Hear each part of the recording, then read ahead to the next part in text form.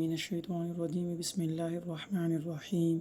تبارك الذي بيده الملك وهو على كل شيء قدير، الذي خلق الموت والحياة ليبلوكم أيكم أحسن عملا، وهو العزيز الغفور، الذي خلق 7 سماوات طباقا، ما ترى في خلق الرحمن من تفاوت، فارجع البصر هل ترى من فطور، ثم ارجع البصر كرتين ينقلب إليك البصر خاسئا وهو حسير، ولقد زينا السماء الدنيا بمصابيح وجعلناها رجوما للشياطين وأعتدنا لهم عذاب السعير، وللذين كفروا بربهم عذاب جهنم وبئس المصير.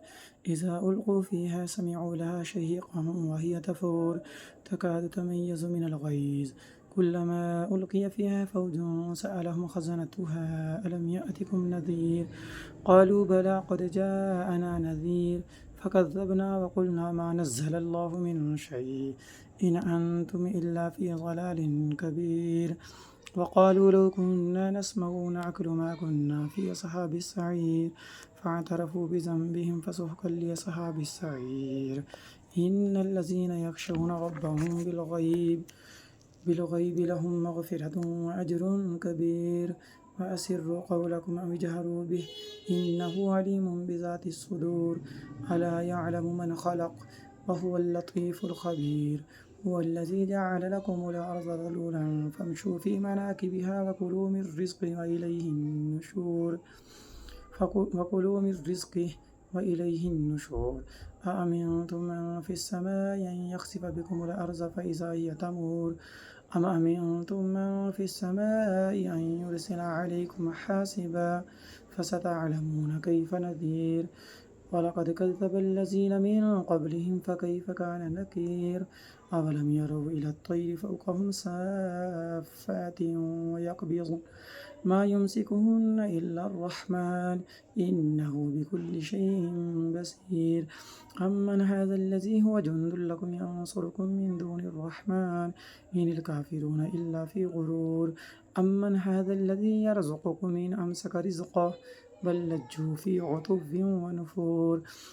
أفمن يمشي مكبا على وجهه أهدى أمن يمشي سويا على صراط مستقيم. قل هو الذي أنشأكم وجعل لكم السمع والأبصار والأفئدة قليلا ما تشكرون.